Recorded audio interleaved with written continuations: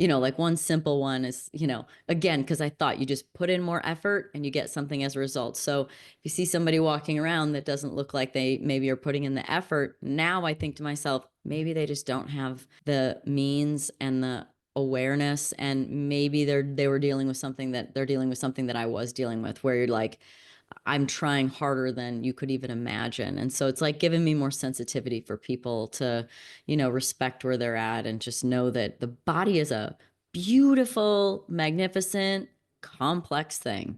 I agree. And I feel like that kind of sentiment about working harder and being more restrictive kind of goes back to our youth when we could kind of get away with everything when Yeah. we were younger.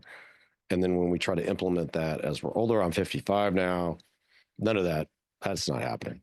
So, like, I am certainly, and I guide our patients, like, you have to be more intentional about what you're doing, from a body standpoint. And for my listeners, predominantly female listeners, like, I want you to avoid frailty.